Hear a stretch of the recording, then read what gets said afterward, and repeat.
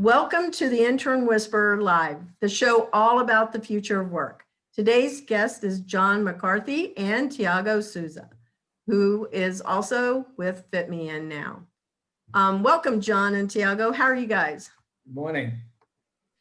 Morning. I'm doing fine, thank you.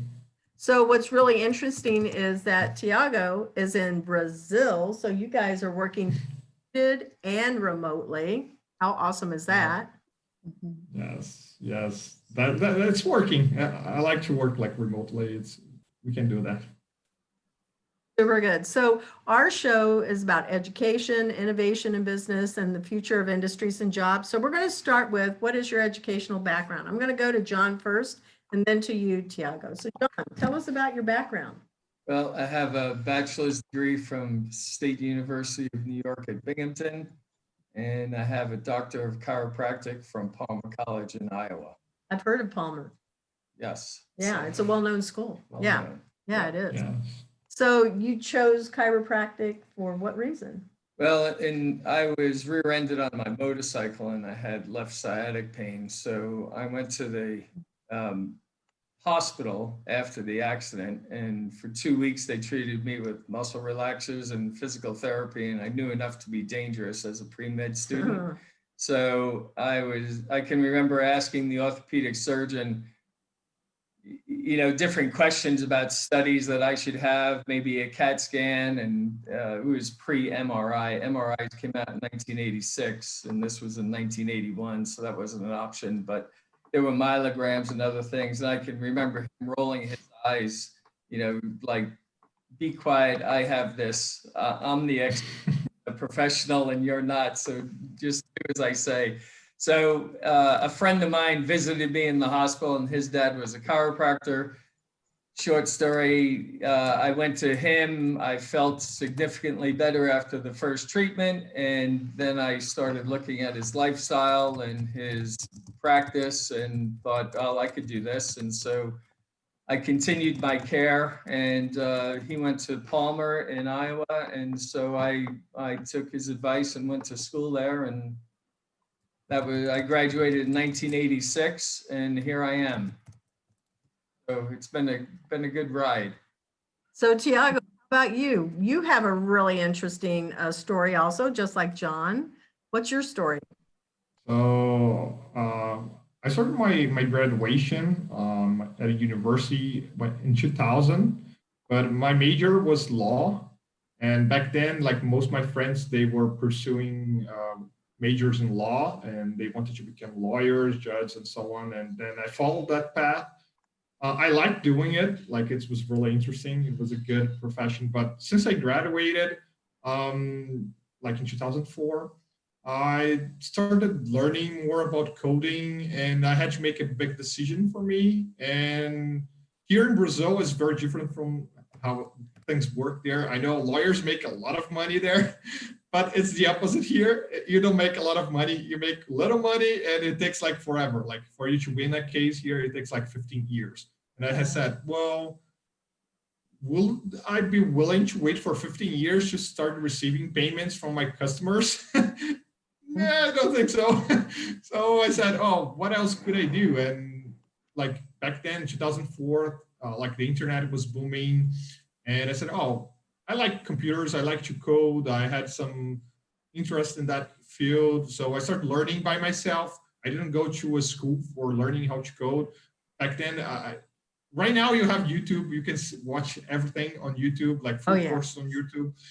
Back then there was no YouTube, or it was not even from Google. YouTube was not from Google back then, and it was very hard for you to watch live streams. And so I started reading manuals. I started looking at tutorials, written tutorials and manuals online. And then I started doing it, and I started getting one customer, then another, and then another. Then I started developing myself in that field. That's great. That is great. And I think that's the best thing about this is the marriage between being a lawyer and the internet. That should ensure that there's, all of the things that you have to think about, privacy and cookies and, GDPR, right? I have that right? Yeah. Yes. So all of those things, he's an expert at that, and he's bringing that expertise in to that, role that Right. which is great. And if you think about it, like the logic behind law, it's kind of like the same logic Yes. behind coding. You have to create a path so you can defend your case, and you have to have the facts and the law, and then you have to have a match. It's like a function inside a computer. So It's not very so different. analytical. Yeah, exactly. Yeah, I totally get it. I think that law and programming are two really good marriages of a career path, as well as like finance, people that are in finance, because that's about to sales monetize it. and projections. So that is a good marriage between a dual, I guess, a dual major for sure. So tell us about FitMeIn. What is the product? What is the service? And Right. how did you guys meet? So FitMeIn now is a marketplace where we aggregate and match consumers with small businesses. And so it started as something that I needed as a sole practitioner. So I was thinking about how I could leverage a marketing tool for my practice that would be sustainable. And so that grew because I soon discovered that there were many other people that needed the same tool. And it starts with the consumer. The consumers do not show up for their appointments at a rate of about 25% of the time. That's shocking. So out of 4, just don't show. There are other categories that we use, like a reschedule is when somebody calls the office and they reschedule the appointment. And then there's a cancellation, which is the other category where somebody calls the office and they say, I can't make it, I'm going to cancel. But a no-show is they don't show up and they don't call. So you're lost, that's lost time. And when you figure that $1 out of $4 is lost, it's very appealing to small businesses who operate on appointments to use FitMeIn Now calendaring because it monetizes their downtime, their lost time. I like the fact that you shared that it's a pain point that you experienced within your own business as a chiropractor. I am very sure that it happens. I know that a couple weeks ago, I was supposed to be going to the dentist.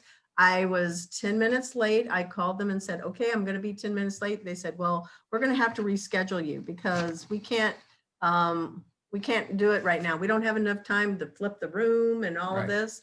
So they rescheduled me for like 2 weeks later, but I found it, frustrating because I think the dental industry, quite frankly, is one that's already prepared because they already were wearing, masks and face coverings and doing everything that is like PPE compliant. But nonetheless, I found it just very, very interesting that was something like what you just described. It's like lost revenue for them. It is lost revenue. And so it's very appealing to small businesses because they're monetizing their lost time. And for the consumer, for you were frustrated because of your time and lack of convenience. So if you were able to notify the provider or find another provider quickly on your mobile phone, then your time would be more efficient. Yeah. And so the consumer wants transparency of costs. They want to know how much a hair and nail appointment costs, how much a barbershop costs, how much a massage costs. They want transparency of cost, and they also want convenience. And so it's not convenient for you to be canceled and then have to reschedule your dental appointment in that one small case. But that happens millions of times a week. Oh my God, yeah. I bet it happens even for attorneys, I would think. So attorneys would benefit from this, right, Thiago? Yeah, I think like anyone who needs a calendar, like has an appointment, once you schedule an appointment, they would benefit from FitMeIn Now. Yeah, for sure. So I'm going to let Robin, who's also up here on the screen with us, jump into, she's going to field some questions for us all too. So Robin, what is it that you want to know about? Yeah, so how did you two end up being in a partnership with each other with FitMeIn Now? So you want to go, John? Yeah. So Thiago and I belong to a group called Y Combinator, which is a Silicon Valley accelerator.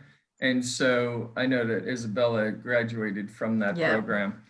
So they're a very vibrant incubator or accelerator, and Thiago and I were on a internet call, and we just hit it off. We were just like this conversation is flowing. The conversation just flowed. So Yes. why were you at YC?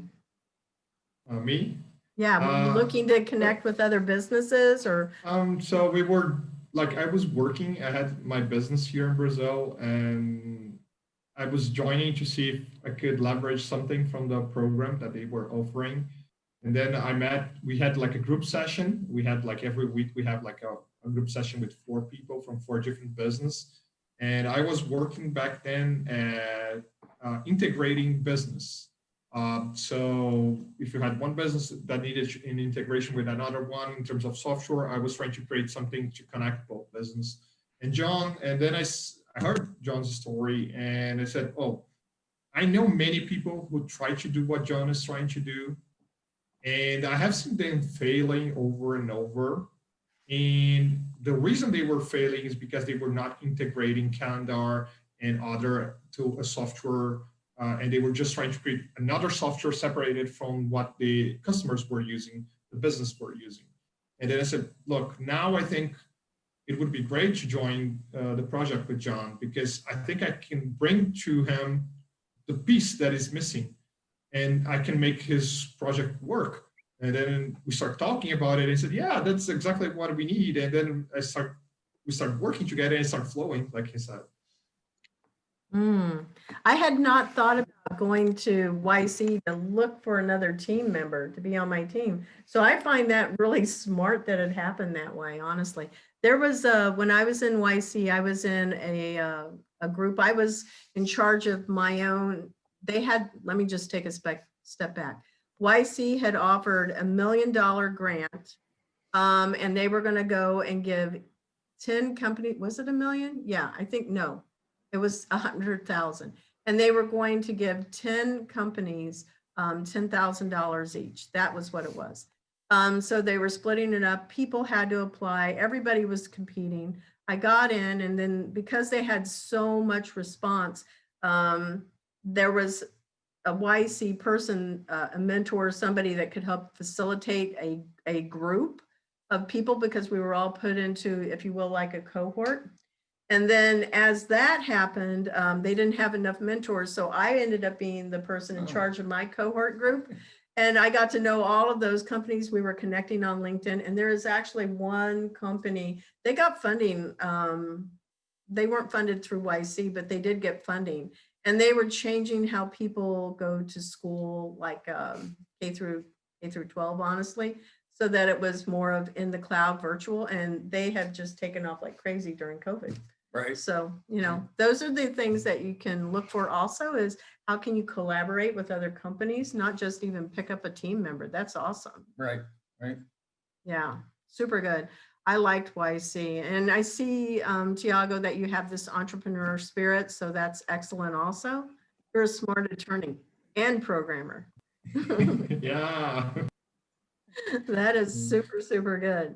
So, what is it like to work across remotely, and how has COVID actually impacted what you guys are doing? Like, I'm really interested in the Brazilian side of the story.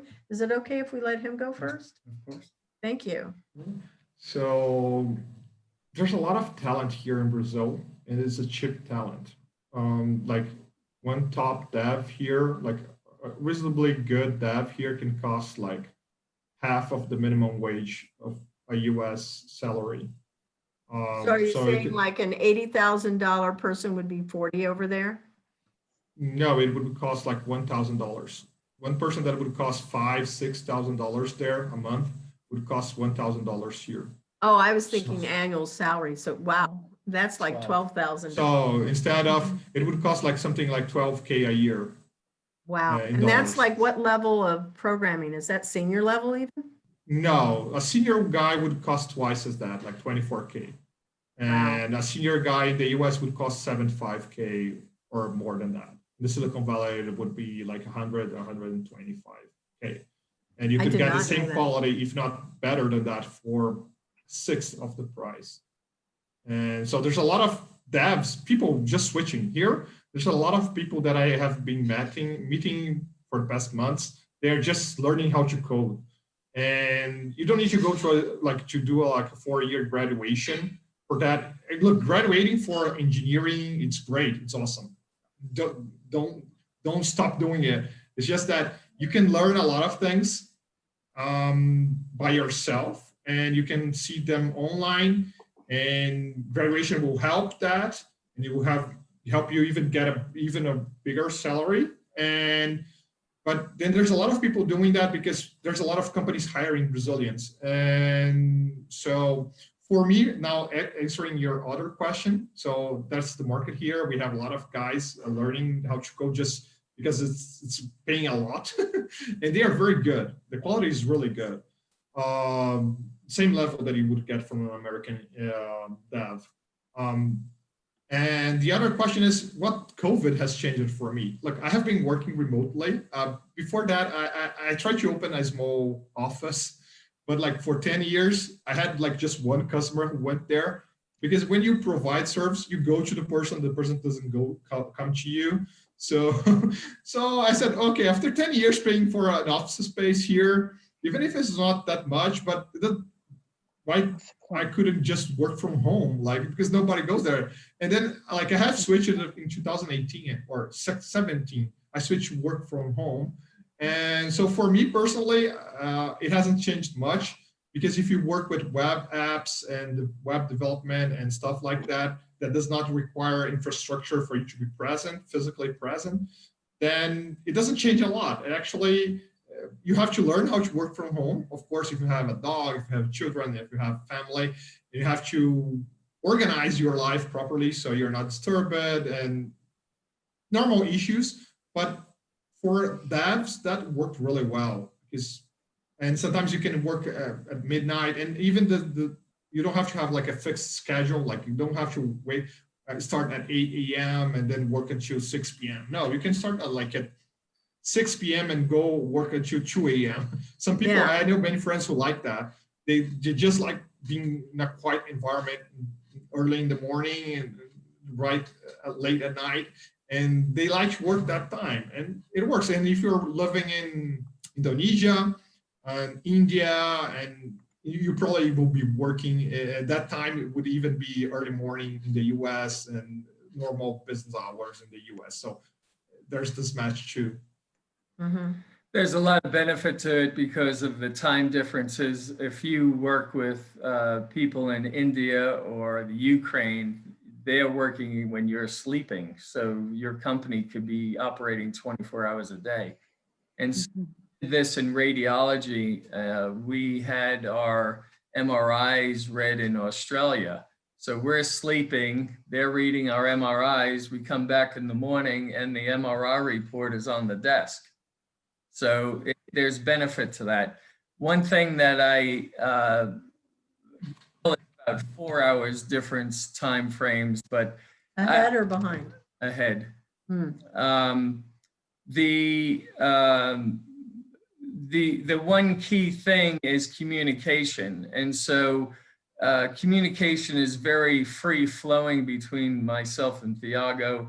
We have WhatsApp, which is something that I adapted because it works well in Brazil. International, yeah. And then, we do Zoom meetings. And so Thiago is never late. Thiago is very responsive. And so the communication flows freely. And so that is one thing that is critical, because when you're so far away, I can't visit your office.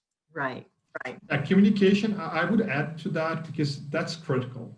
And one of the biggest issues that you find when working remotely is communication. So the first thing you should check, if you want to work remotely, you should be very good at communicating with the person that you are working with.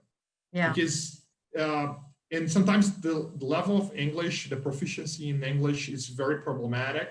You have someone very good, and I was working with someone that was awesome in Taiwan, or no, it was in Vietnam, but we could not understand what he was saying. Like when he wrote stuff, like on paper, or like when he typed the stuff, we could understand. But when we had to do calls like this, it was pretty much impossible to understand anything he was saying. And so there's this problem too. So you have to check what kind of communication level you have with that person and what is okay for you on how you're going to be communicating with him. If it needs to be on a call or if you can just type, typing will be much easier for you to get a sense of if he can communicate. Is much easier for you to type than to, yeah. So that's also very important. That's all, just bragging a little bit about Brazil, is that Brazilians tend to have like a very good English education here. So they have English as not as a second language, but pretty much everybody knows at least a little bit of English. Everyone that is educated here. So I definitely agree with you. I know that's the same with Spanish. Spanish is I think the second largest language spoken here in the United States in 2020. Definitely. I think, rose above, I think even Chinese. Anyway, I think that communicating is key no matter, what you have, but when you're talking about distance and then you're talking about remote and then also language and time barriers, all of those things can be challenges. And even within your own country, I only speak English, honestly. I can speak some Spanish, but it's sketchy. I'm not going to lie. So the fact that you, Thiago, can speak, Portuguese, I think you said you speak Spanish and then also English, and you're really, really good. 5 languages. I speak Portuguese, English as a second language, Spanish, Italian, and a little bit of German. I thought you were going to say Vietnamese too. No, I haven't got that far. Maybe Mandarin, maybe Chinese or Mandarin later on. But, yeah. So the team that I work with from Berkeley, they speak Vietnamese. Well, they're primarily, no, they're all Americans, but they speak Vietnamese as their primary language, Chinese, and then also Indian. They're from Indonesia specifically. So they have varieties of levels of proficiency for sure, but I have noticed that, when they write, you're correct. I agree with you. Their English is so much easier to follow when it's in the written format. It's not, I think, the ability to speak it, but sometimes it's the either the accent that's coming through or how clearly they're able to say the English words, or even if they know how to conjugate the nouns here. I have crazy respect for that because I go, look, I only speak one language. You're already brilliant because you can speak, 2 more languages. So like, that is just beyond my comprehension. One thing to help the communication is Grammarly. And do reviews. Even for Americans, spend a little bit of time because that grew up here. Yeah. No, but look, speaking is something, because you have 2 levels. I heard someone say that once, and I think it makes a lot of sense, that you have 2 levels. One is that you try to think in your language and then translate it to the other language. Yes. And then there's the other level when you start just thinking in the other language. Like I'm speaking to you guys here and I'm just thinking in English. I'm not thinking in Portuguese. I'm not translating anything from Portuguese to English. I don't have to.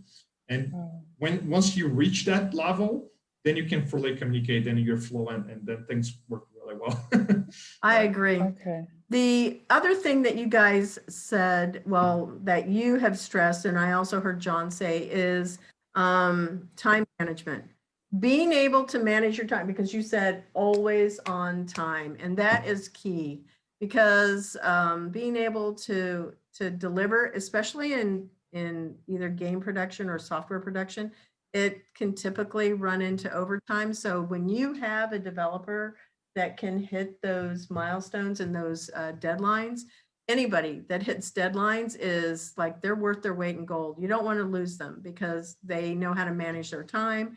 They make sure that they're in a production mindset and going, okay, I know that it's due here, so I make sure I have it to the other person, like maybe it's a week before, maybe it's a day before, but there's always going to be a checks and balance, in a production mindset, so that you're able to allow for, there's errors, there's going to be edits and corrections, and then it's ready to Mhm. publish, if you will.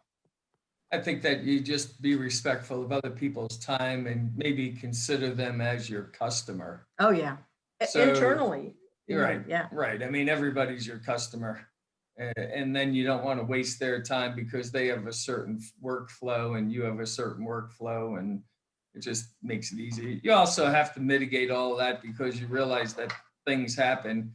So especially in developing and coding, I mean, you know, there's always problems. So but you still have a projection of a date in mind so that at least you have a target. If you don't have a target, then it's so soft that nothing gets done. Mhm. So I think that projection dates or project management is about setting a target and then understanding that, you know, you're probably not going to hit that target, but at least you're moving forward.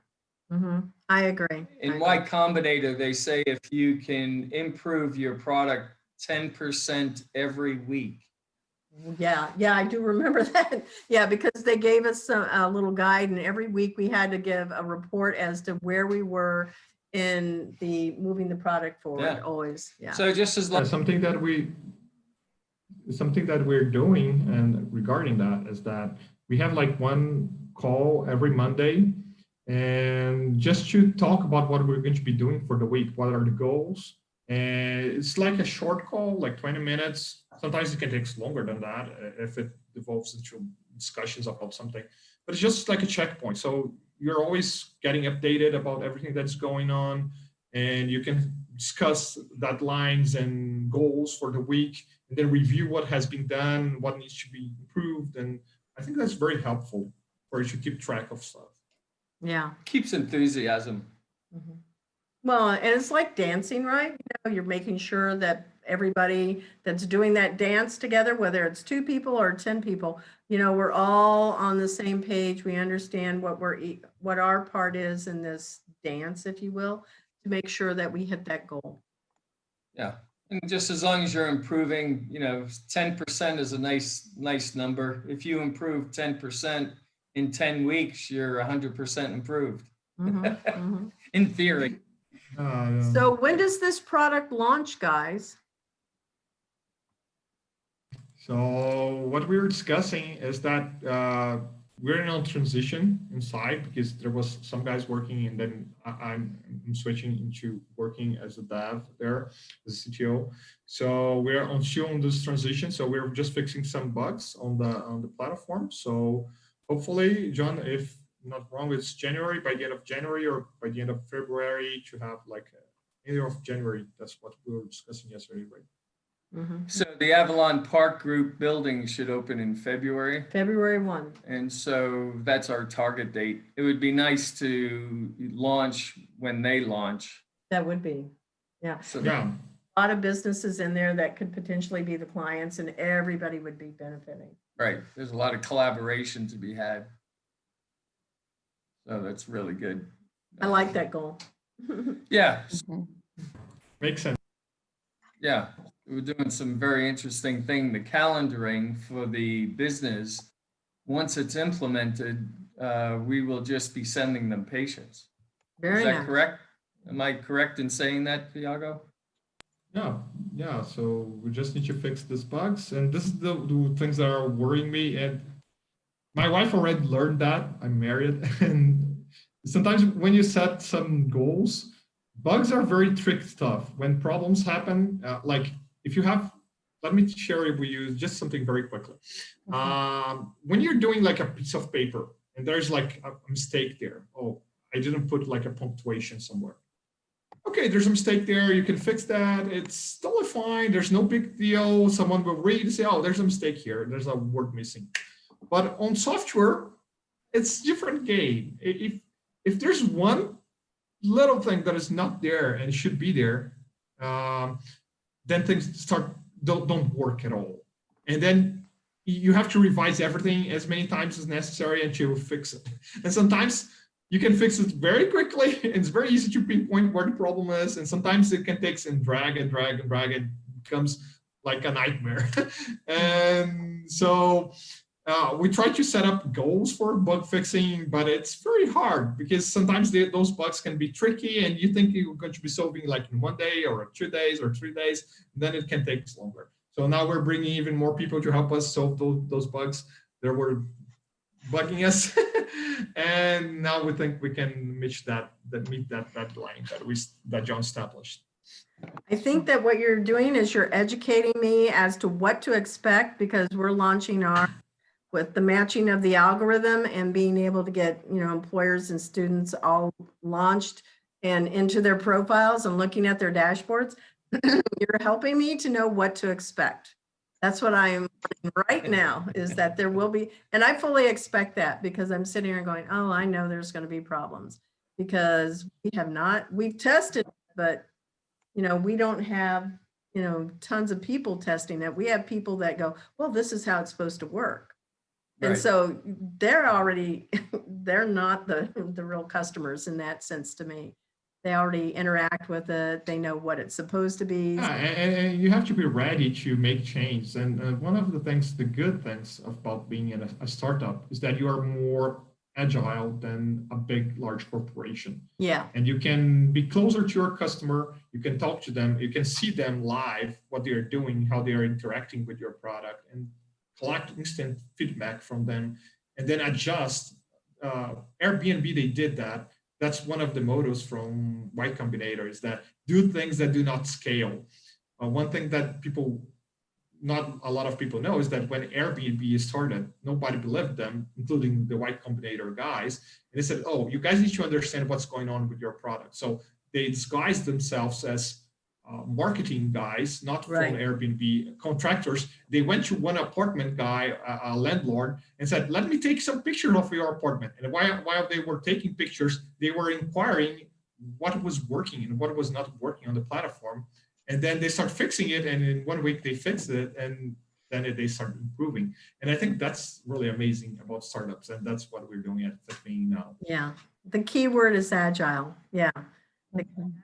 Word, and really listening to the customers so that you can make it be exactly what it's, the marketplace needs, whatever that marketplace is for people. So what do you guys think you're launching in the United States? And are you focused on just right now Florida? Are you going to try and launch, across the US right away? For me, I'm looking at key cities where I can, test it out, like in San Francisco and in New York, and then also here, and then looking for Oklahoma, honestly. So we're in 4 different locations and be able to test it. Well, we're looking at Orlando and Orange County in particular. So we have done studies on total addressable markets for different small businesses. And we have influence here. I have strategic partnerships. I have a beta site who's waiting with a bated breath. And so we have launching. So we want to do Orlando, Orange County, and then the I-4 corridor from Daytona Beach to St. Pete, and then the rest of Florida, and then to up the East Coast, in urban areas where there is a high concentration of people. And then also looking, when the time comes, for early adopters. So early adopters would be in Boston and New York, Philly. Big cities where there's a lot of density. Raleigh's a high-tech town, the Apex in Raleigh, North Carolina. So looking at those areas. That's good to know. Early adopters. Yeah, definitely good.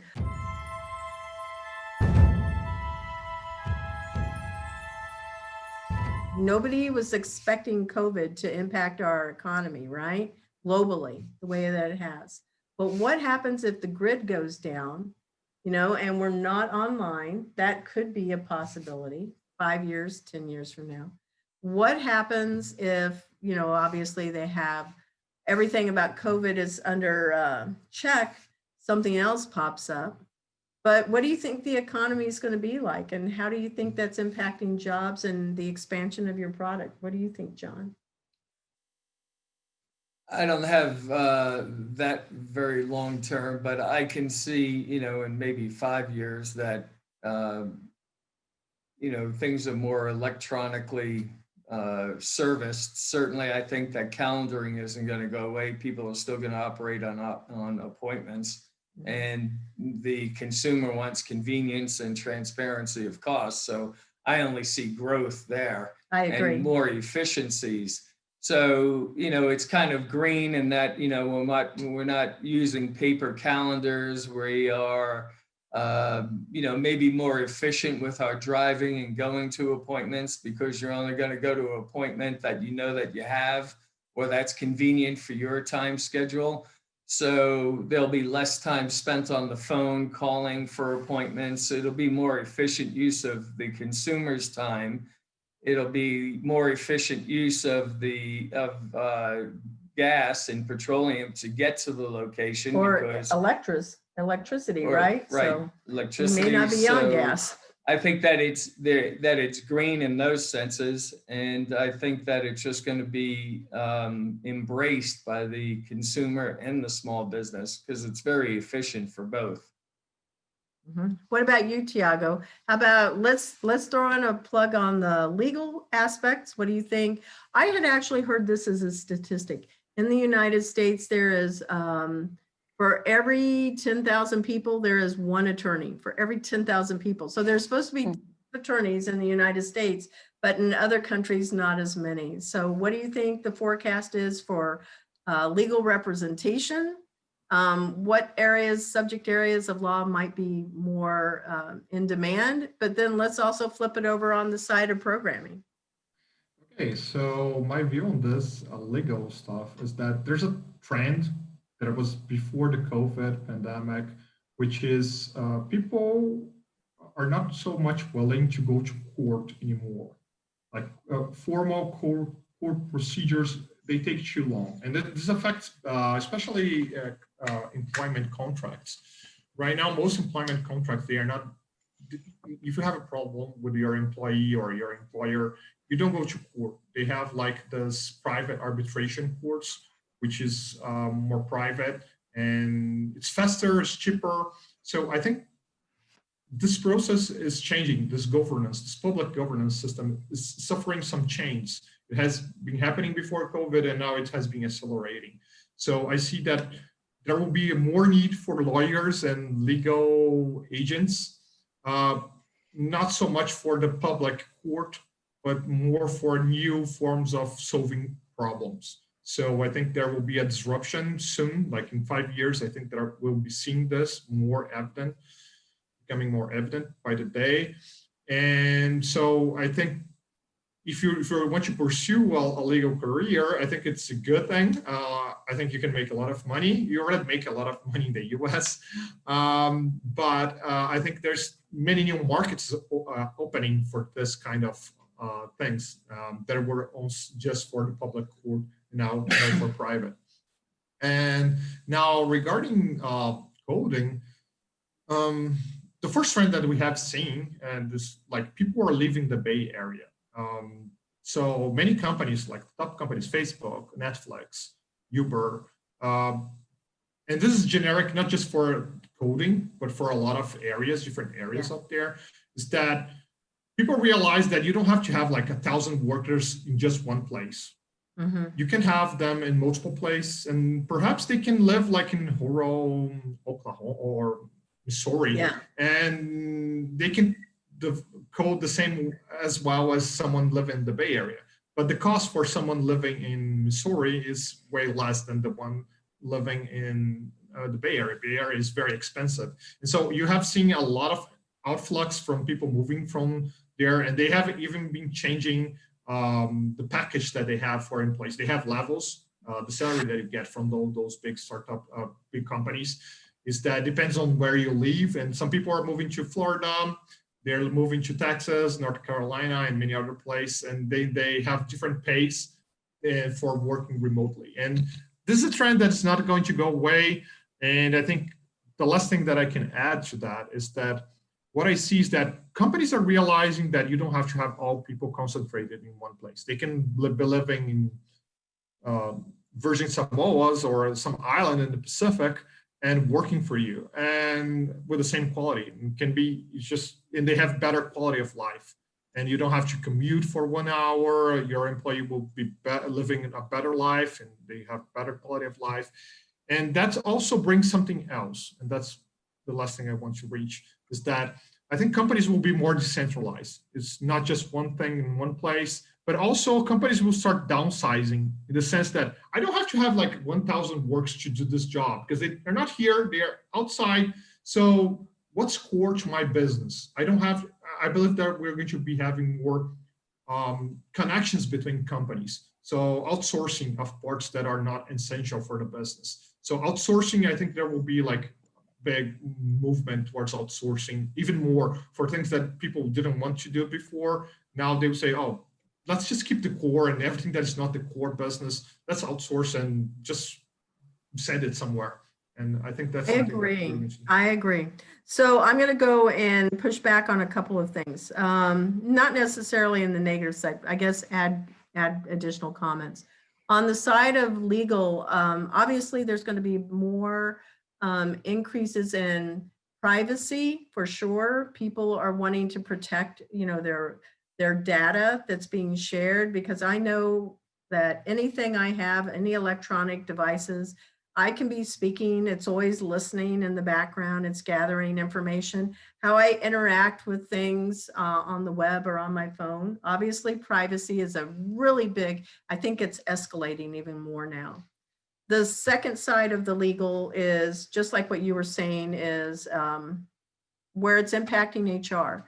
So that's my area of specialty. And I think as more and more contractors are being used, it's going to reduce the tax liability that companies have. That's a benefit for sure. But there will also be, on the side of hiring contractors, is, how are you protecting your company assets? So asset protection from a legal side, making sure that there's a clear division between employee and contractor, but yet it is about maintaining a relationship with each one of those types of providers inside of a company. When it comes to the employees, even within the company from an HR standpoint, again, it's how do you onboard, how do you protect your cloud-based services that you're using, and make sure that, again, information is protected so that it cannot be hacked. So I really see a lot of internal and external protections that are going to come in from legal. The other side of, like, just on development, and when it comes from an HR perspective, it's team building. It's really, how do you keep your contractors engaged? Because even though they're not an official employee, how do you keep that relationship and establish it and, nurture it as you do with your own employees? And what is, the real differentiation there? And the way that even when I might provide my employees with specific type of equipment, and then, how do I make sure that anything that they're working on is still protected? Because that 5-year-old can come over and mess with that computer, and that's going to be a problem. And they could have just deleted a database if the employee didn't, manage things correctly. So I think that those are the scenarios that can pop up, but it can also happen with, contractors just as easily, because having worked with a lot of remote talent, those are the things that I've experienced. I go, wait a minute, we have Wi-Fi issues when we're working even in the United States, but then when I go outside of the country, there's even more issues. When I am working with people, what are the different levels of communication? WhatsApp, you mentioned that. That's really great for international. So yeah, you're going to weigh in. Go. There's one more question that you have to add to that mix. I have been willing to say about it, is that there are cultural differences. Yes. Let me give you one specific case that I had with an American co-worker, is that you guys are much more it's very direct.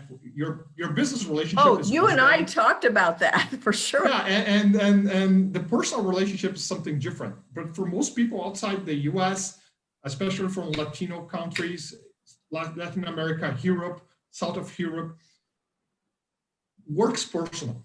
So I was helping someone, a friend who lives in Arizona, and he was passing through a lot of issues. I brought him back to the company. He had left. I had brought him back, and I was trying to help him rebuild his confidence.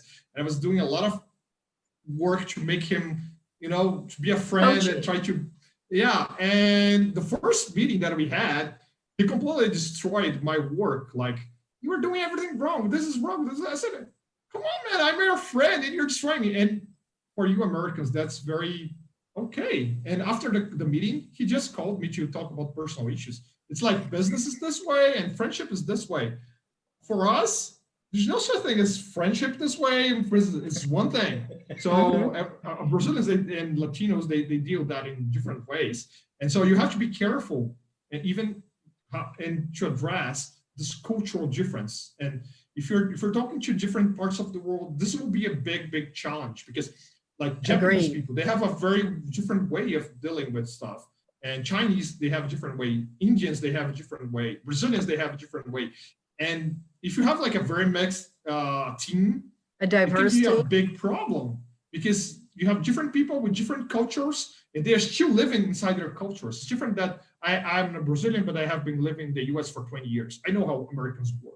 So that's one thing. But if I'm a Brazilian living in Brazil all my life, and I start working with an American, that's a different challenge. And it's a big challenge for the employer too, and for the employee. And you have to understand that. So maybe creating a guide somehow on how to address cultural difference could be a big thing for HR in the future. Yeah, absolutely. Right. And those are the learning modules that we're creating for employers that are a part of Intern Pursuit, for the students to be able to understand how do you interact as a employee or a contractor with different people from different countries. I love diversity very much. I live vicariously through other people that have different backgrounds than myself, but it is how I've learned, oh, this is how they think. And you and I were discussing at one time, Thiago, that it seemed like in Spanish speaking countries, Central and South America, every weekend there was some kind of a festival or an event. And I went,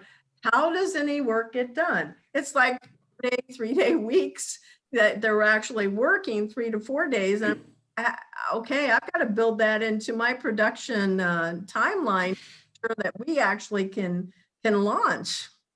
Yeah, but I think it's also, look, I'm working with John. John is the CEO of the company and I'm the employee. So I need to give my best to try to understand his point of view, understand his culture, speak his language. If I want to be a better employee, if I want to do better at my job, I need to adequate. And I think there will be like the emergence of like a global standard of what a good employee, doesn't matter where you live or what your background, what a good employee is. It doesn't, look, I can have like, I didn't have like Thanksgiving here. My family is doing it, but we don't have Thanksgiving, but in the US you have. Then I can have Carnival here. It's 4 days of craziness here. And you guys don't have anything there. And so there's cultural difference. There's like parties and holidays and stuff like that here. But look, to whom am I working with or for? I need to adequate myself. I cannot make John live here in Brazil or pretend that he lives here and make him, oh, now you have to fit in Brazilian culture. No, look, I'm going to John and I should try to give my best to the company and to my employee so I can be a better employer, a better employee. I can be a better employee. I'm sure John is going to agree with me because he's very accommodating too, but there's a responsibility on both sides. This is a relationship. And so it can be that you're as the employee, or if it's an intern or whatever, a contractor, they can't just say, oh, it's all about you. Yes, it is. But the other person in that relationship also has to come to the table and go, it is all about you also. So that's where there's a compromise. The key element is communication, right? And then when talking all the time, then balls don't get dropped, deadlines are not missed. Right. You know, people are happy, and that's the thing. We want to have a good experience no matter what. Yes. And if I don't have to go to Carnival, I don't like Carnival anyway, but if I have to I'm gonna skip come it with so you. I can deliver, I would have to do that. And Yeah. that's my job, you know. I'm going to go to Carnival. We're going to put it That sounds fun. Robin, Robin has a couple of Like, questions he wants to ask naked you people guys. around, then yeah. So I'm going to let Robin ask the last couple of questions here. Yeah, sure. So, what would a typical day look like for an intern to work with you in your business? And keep in mind, they have different needs. So Thiago, Yeah. go first. I know we talked about that. And John and I were talking about marketing, so he might be picking up on that also. I would go back to the discussion that we just had. The way I see this is that you don't have to have like a fixed schedule. Like we're more goal oriented. Like you have this goal, we talk about a goal and see, can you deliver at that time? And yeah, so we'll track that. I'll not be checking you. I know some people here, some friends of mine, they have to have a camera on so their employer can see that they are working. Yeah. I don't like that. I don't think that's very productive. We will judge if you are working based on what you're delivering. So we're going to be talking about what you need to deliver. And if you have issues, we'll be talking, discussing, having more meetings and more calls. And if I need to teach you and help you somehow, I'll give you. We like people that are more a self-learner, someone that can learn by themselves. And I think that's very important for the new century, the time that we're living on. Doesn't matter what field you're working with, is that you need to learn things by yourself.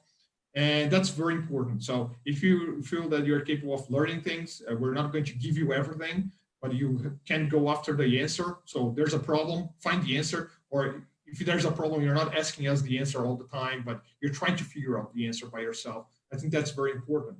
Because probably we'll be far apart, we'll be long distance calls, and it will be far apart. And it's very good that you learn how to do things by yourself. Of course, we will help you and as much as we can, but you should be able to do it by yourself. And so Yeah, a critical thinker, somebody that's there going, okay, what can I do to help, right? And, you know. Exactly.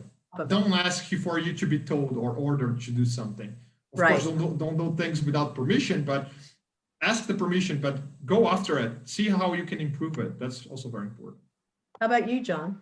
Yeah, being a self-starter and looking at your resources. And so human resources, I like to talk to people, and but also you can just query Google and, you know, you'll get a lot of YouTube videos. I mean, Thiago said earlier that he taught himself coding in large by resources online. So there's a lot of resources for you. So it's a good thing. So I do have a statement about COVID and working remotely. The Wall Street Journal published about a month ago.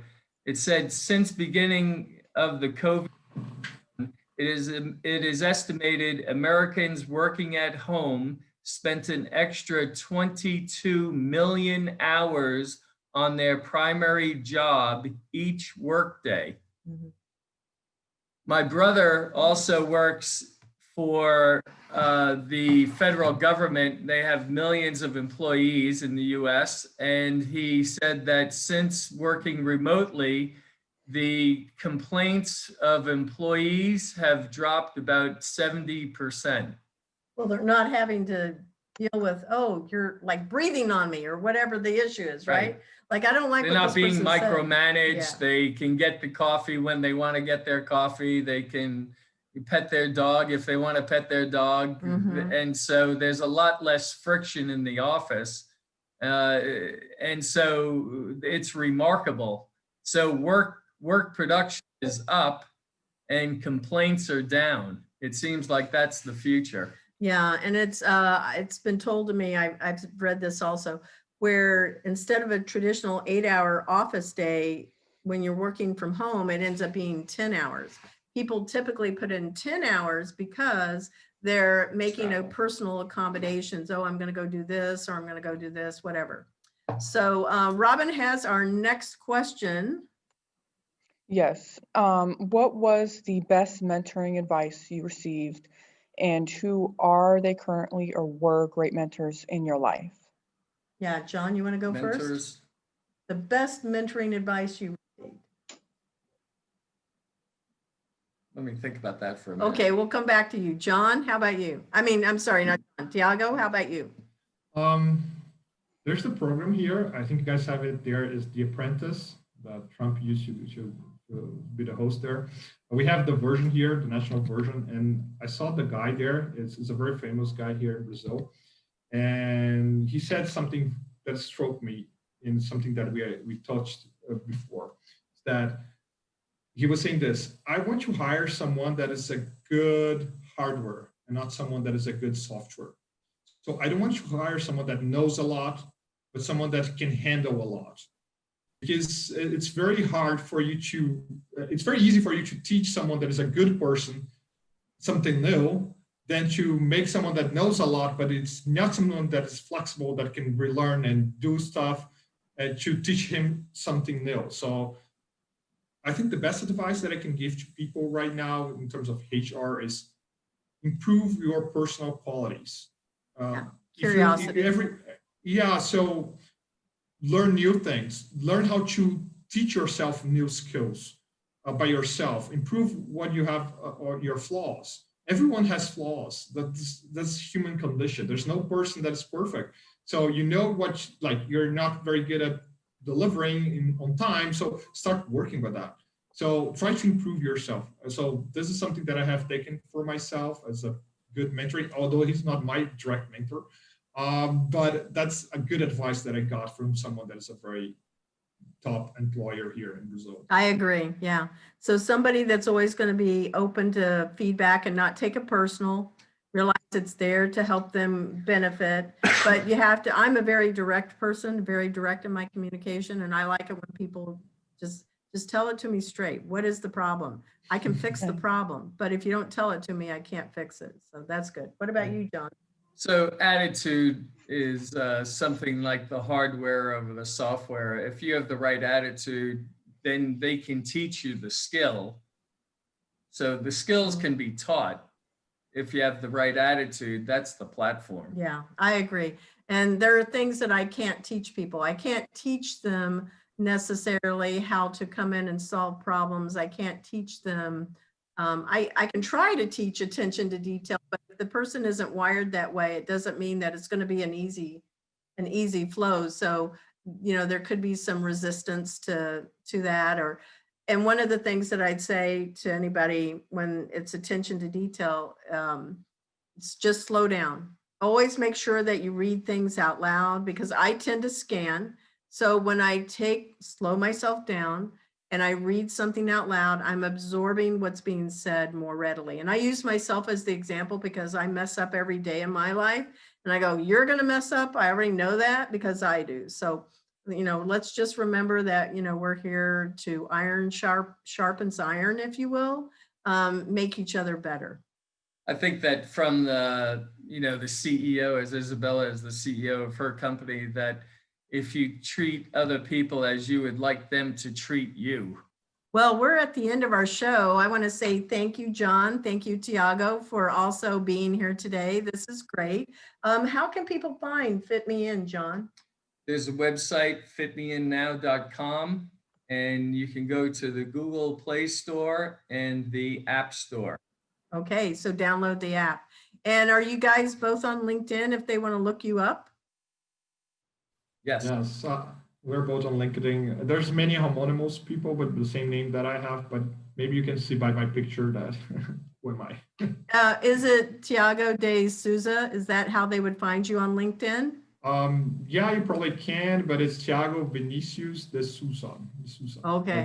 Well, I would say look for me because I'm connected with you, or look for John. And then Good idea. Yeah. Good idea. Yeah, you've got multiple names in there and we may not spell it all correctly, but thank you for also sharing that.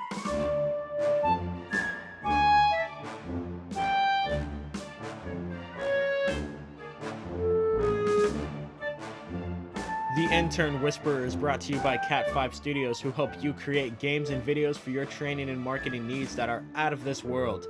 Visit Cat 5 Studios for more information to learn how Cat 5 Studios can help your business.